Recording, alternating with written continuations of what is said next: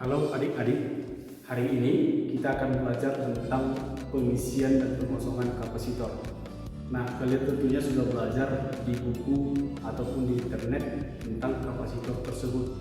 Nah, sejatinya kapasitor ini memiliki sifat dapat menyimpan muatan. Kemampuan dia dapat menyimpan muatan biasanya disebut kapasitas atau kapasitansi. Jadi berapa kapasitas dari kapasitor tersebut? Nah, ini disebut dalam satuan farad. Jadi kalau contohnya kapasitor tersebut memiliki kemampuan 10 mikrofarad. Nah, dalam proses pengisian ini kapasitor tersebut akan terus mengisi sampai beda potensial pada kedua ujung kapasitor sama dengan beda potensial pada sumber muatan. Jadi ketika sumber muatan beda potensialnya sudah sama dengan beda potensial pada kapasitor, maka proses pengisian atau pengisian muatan tadi akan berhenti sampai di puncaknya. Contohnya, kalau tegangan pada sumber muatan nantinya 3 volt, jadi nanti pada kapasitor akan sampai di 3 volt, maka proses pengisian tadi akan berhenti. Setelah itu akan mengosongkan ketika sumber muatan tersebut diputus.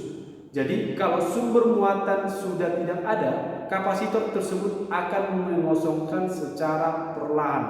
Jadi tergantung dari berapa hambatan yang diberikan untuk proses pengosongan. Nah, dalam proyek ini, dalam eksperimen ini, nantinya kita akan coba menambahkan resistor sebagai hambatan untuk proses pengisian dan pengosongan kapasitor tadi. Kita akan coba lihat juga apa sih pengaruh dari kapasitor tadi di dalam proses pengisian dan pengosongan itu. Apakah semakin besar nilai resistor tadi, nilai hambatan resistor tadi, apakah proses pengisian muatan atau pengosongan semakin cepat atau semakin lambat, dan kalau semakin kecil nilai hambatan, apakah proses pengisian dan pengosongan semakin lambat juga. Nah, itu yang akan coba kita lihat nanti. Jadi kalian juga tentunya sudah baca tujuan dari modul, tujuan dari proyek ini. Kita akan coba menjawab itu semua lewat percobaan ini. Terima kasih. Ya udah pergi aja lah, Dek.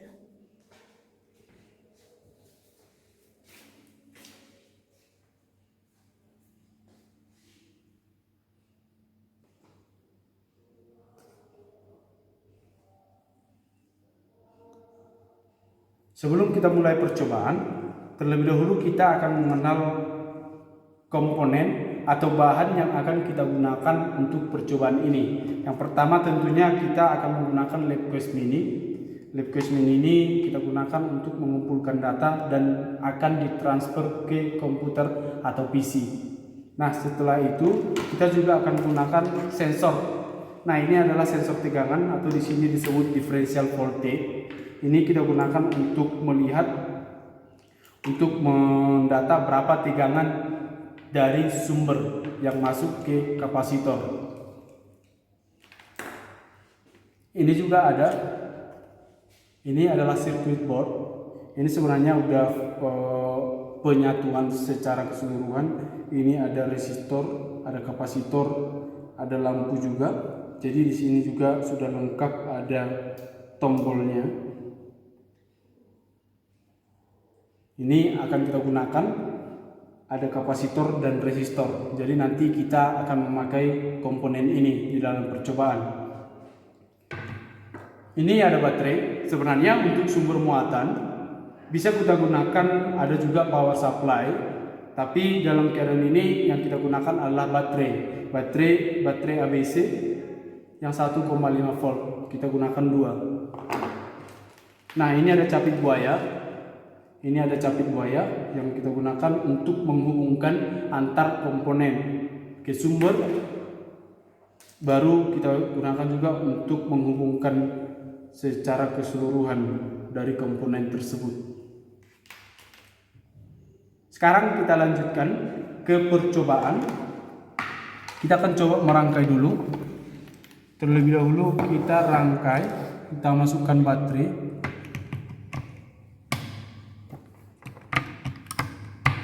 Sudah masuk baterai. Nah, sekarang kita akan coba hubungkan sesuai dengan yang ada di gambar.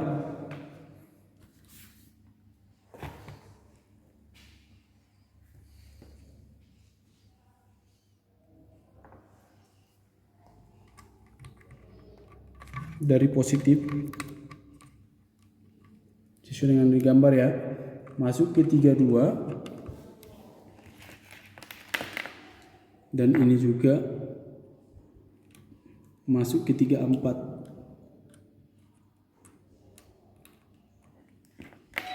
Nah, setelah itu kita akan sambungkan nomor 33 ke nomor 18, yaitu ke resistor. Dari resistor nantinya akan masuk ke kapasitor. Setelah itu dari kapasitor kembali ke negatif sumber ya, sumber yang membuat. Oke, itu sudah pas kita rangkai. Sekarang kita akan sambungkan sensor. Sensor tadi pertama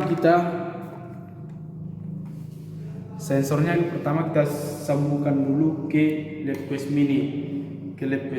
Jadi kita hubungkan dulu. Nah, ini ya sudah terhubung di CH1.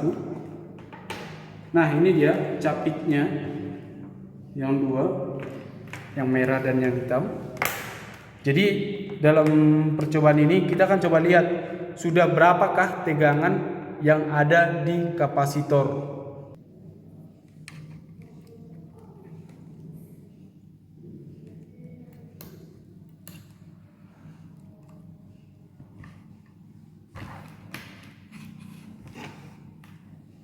Nah, setelah itu juga kita akan hubungkan LED quest mini.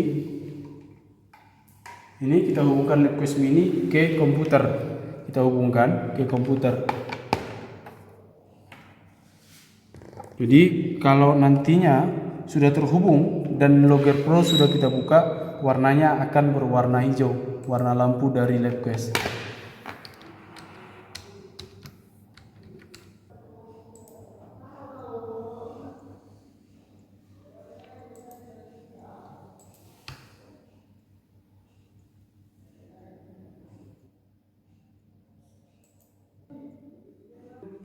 Sebelum kita mulai percobaan, pertama kita harus perhatikan dulu dari tombol di circuit board.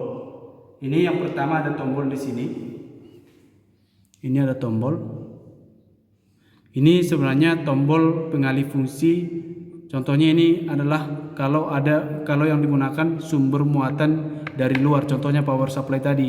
Jadi kita akan gunakan ke bawah, ke arah eksternal. Tapi yang kita gunakan adalah baterai, berarti kita buat ke atas. Jadi dari baterai. Nah, sekarang kita akan coba membuka Logger Pro. Setelah tadi rangkaiannya sudah selesai kita rangkai, kita akan buka Logger Pro.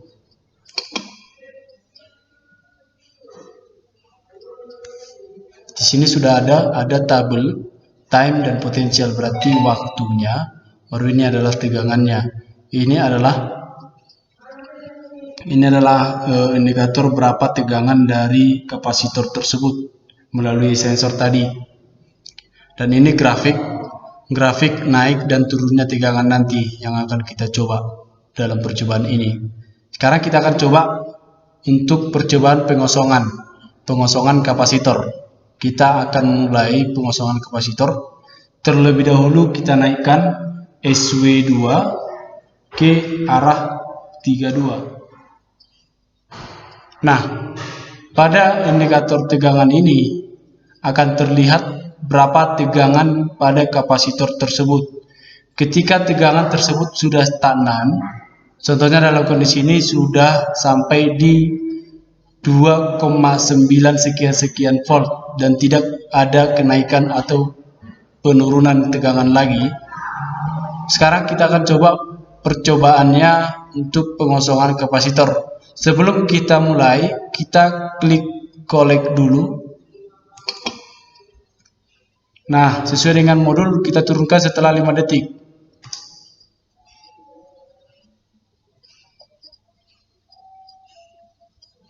Jadi ini ada proses pengosongan kapasitor tersebut. Nah, setelah ini kita dapatkan, kita simpan dulu. Kita buat sesuai dengan yang ditentukan di modul, yaitu kalau pengosongan berarti discharging, berarti DK.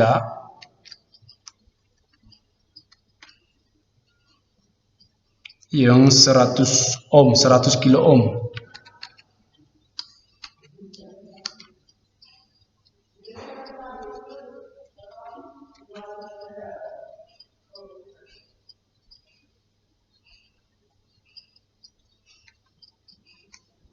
Ini aja kita buat ya, karena kita nggak ada tentukan jurusan atau kelompoknya.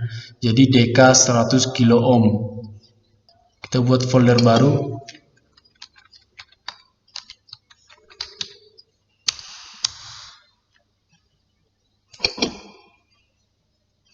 Nah, sekarang kita akan coba ke pengisian.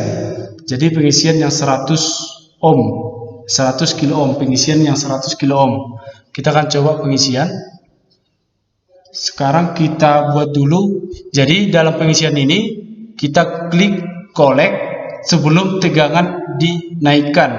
Jadi SW2 masih berada pada posisi ke arah 34. Setelah kita klik collect 5 detik, setelah itu kita naikkan SW2.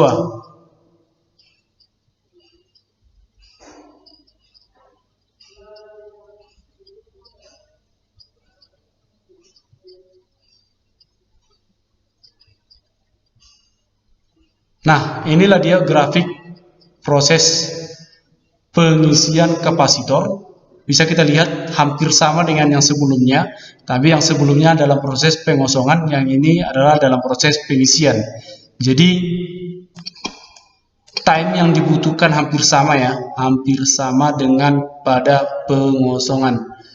Jadi ini nanti yang akan kita analisa melalui percobaan ini. Kita akan coba menganalisa ini. Ini kita simpan lagi.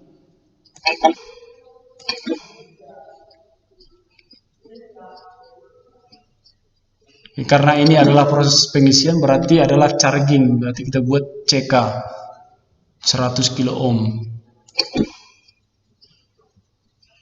Nah, sekarang untuk selanjutnya kita diminta untuk memvariasikan kapasitornya, yaitu dalam hal ini kita akan coba turunkan ke 47 kilo ohm.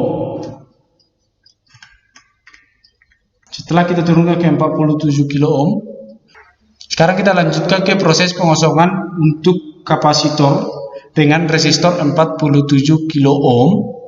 Sebelum kita melakukan pengosongan, kita isi dulu muatan pada kapasitor. Dalam hal ini di sini sudah terisi ya. Sudah terisi. Ini kita isi dengan cara menaikkan SW2 ke arah 32. Setelah kita naikkan ke arah 32, maka tegangan akan naik sampai di puncak tegangan pada sumber muatan. Nah, setelah itu kita klik collect. Setelah 5 detik SW2 kita turunkan.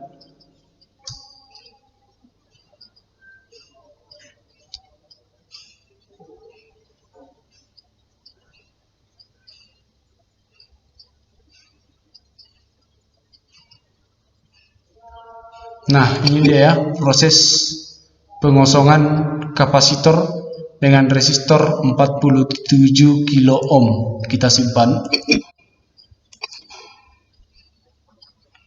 Ini DK discharging pengosongan yang 47 kilo ohm.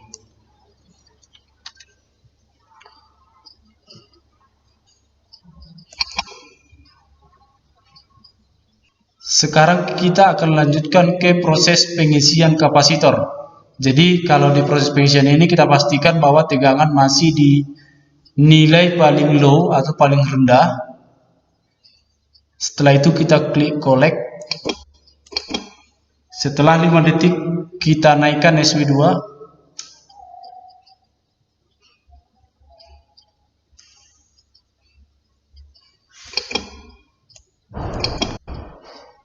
Jadi ini adalah proses pengisian kapasitor dengan resistor 47 kilo ohm.